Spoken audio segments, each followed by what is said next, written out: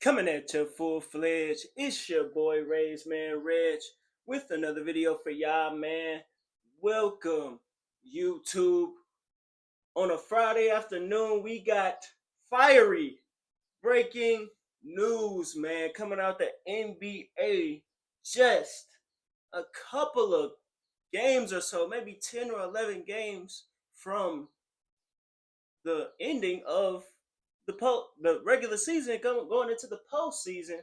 We have reports that the Grizzlies have fired head coach Taylor Jenkins as Memphis currently holds the number 5 seed in the Western Conference. Now, there's some information that I also don't know just yet. So, I want to read an article, then we're going to give my raging review on the topic. So, let's read. This is from CBS Sports from Jasmine Wimbish, written 39 minutes ago. So, good work, Jazz. So, let's read. The Memphis Grizzlies announced Friday morning that they parted ways with head coach Taylor Jenkins. It's a shocking announcement with just 9 games left of the regular season and the Grizzlies sitting 5th in the Western Conference. I'm genuinely appreciative of Taylor's contributions to this team and the city over the past 6 seasons, Grizzlies president Zach Kleiman said in a statement. This was a difficult decision, given the consistent and tangible development of our players and overall success under Taylor's leadership. I wish Taylor the very best going forward. Jenkins has been the head coach of the Grizzlies since the 2019-2020 season. He has amassed a 250 and 214 record that is 53.9% and is the winningest coach in franchise history, leading Memphis to the postseason 3 times. He's the longest tenured head coach without a title, with Greg Popovich, Steve Kerr, Eric Spoelstra, and Mike Malone being the only active coaches who have been with their team longer. Under Jenkins' leadership, the Grizzlies missed the playoffs twice. Last year's absence doesn't really count given Ja Morant's season-ending injury and other lengthy injuries to key players in their rotation. This season, they managed to turn things around with a healthier roster climbing as high as number 2 spot in the West. However, as of late, Memphis has struggled, going just 2-4 in their last 6 games. There was also a recent dust-up between Desmond Bane and Santi Aldama on the bench during a timeout, which resulted in Bane shoving Aldama so hard that he lost his balance and fell back onto the chair. Though those don't seem to be a reason enough to fire a coach who has otherwise been incredibly successful during his time with the team, especially at this point in the season right before a playoff start. Given the stunning timing of the announcement, there's not much information about why the Grizzlies decided to part ways, but we'll surely get more insight soon enough. For now, Memphis will finish out the season with the interim head coach who has yet to be named. So, a lot of information that was just read.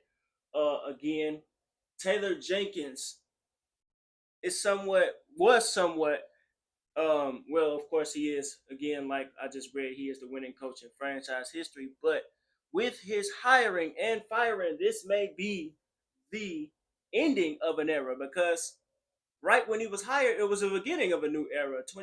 2019-2020 season, that was a big era of draft picks. It was Zion, it was Ja Morant and others, but those who headlined it most. And of course, Ja Morant was drafted the same year as he was hired. Like the article read, um, they improved. The Memphis Grizzlies improved under this era. Taylor Jenkins wasn't a mediocre coach or a bad coach during this run. They started 34-39 that season. The next season, they win 4 more games. They win 4 more games, and they lost in the first round. They lost in the first round. The next season, they won 56 games. They lose in the second round.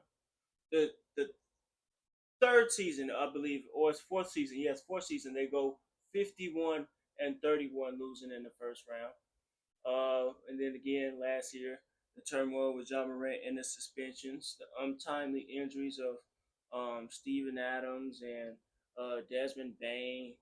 Of course, over the offseason, they lost Steven Adams to the Rockets and Desmond Bain. Who else did they lose? They lost Marcus Smart. I think Marcus Smart is. I don't know where Marcus Smart is, actually. I think he's on the Pistons, maybe, or the Trailblazers or something. But they lost they lost key pieces of their team in which the series they faced with the Warriors back in 2022, and the buzz they made up to this point. They lost a lot of those key players. Of course, they're still good right now, fifth in the conference, as high as second. Um, One thing I can notice about that the article didn't read, and one thing I can probably attribute to the firing is the fact that they have waned. They've gone back. They've been as high as second seed this season, and now they're in the fifth. I saw on NBA TV a couple of days ago a stat that showed that the Grizzlies are winless against every California team this season. That means the Kings, Warriors, Lakers, and my Clippers, and they faced several times. They have lost every game. Now we know that the Lakers and Clippers are playoff teams. I believe the Lakers are either fourth or fifth, and the Clippers are definitely sixth. As far as the Warriors and the Kings, they're fighting for playing contendership. So those are teams you gotta win against, and that's a telling that's a telling stat for sure. Because as much as I don't think that the Lakers are a real contender at all, I think they frauds, especially with the all-time terrible defense of Luka Doncic. They're in the playoffs still. And the Kings, who I don't think going, they making noise. They are making noise, which I cannot take that away from them. Same thing for the Warriors. If the Warriors, they just going on a little dry spell right now. If they are to get hot and get the right seed, and they mess around and get into the finals. So yeah, those are games you have to win as a coach. And also, I have to say this about Taylor Jenkins that I've noticed. I haven't watched that many um, Grizzlies games. Admittedly, I did go to a Grizzlies game maybe a season or two ago, for sure, when Derrick Rose was still playing. But my point was, Taylor Jenkins does get a bit fiery, bro. He used to get passionate, bro. He used to go off. He used to go off. He used to go off on the refs, getting ejected. You know, talking stuff in the after game interviews, post game interviews. So that possibly could be a reason. Um, I know that I don't know whether the organization is looking into the referees' opinions, but I'm sure with the wins thing, that stat I just shared, and just uh just where they are now, the fact that they just went back, they went from second. I remember it was OKC at a point. It was OKC, Memphis, and the Rockets with the top, and of course the Nuggets with the top four. It was shifting between them. Uh, they had the top four positions in the West. Then somehow, well, I remember the Rockets going on a 5 game losing streak even, and then somehow the Lakers getting there. But we already know, I ain't gonna get into the word that I hate in conspiracy, because we've seen time and time again that this is no conspiracy. But the fact that they went back, they probably thinking the organization, like, if we ain't gonna win, if we ain't making the finals this year, we might as well, just call this season a wash. But it's 9 games left in the season. Like, that's crazy. It can't be that either. Like, do you think he was really a hothead and he just pissed the wrong person off? Like, that's crazy. Like, damn, they just fired him like that.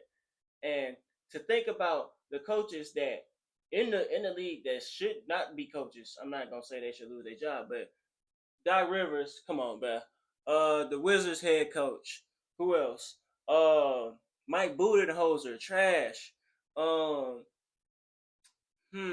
JJ Redick, just off how he got the job. Like, come on, man. It's so many other people that in merit's form, and I know we don't go by merit in America, but still, in merit's form, should not have a job. And this is odd. This is an odd omission.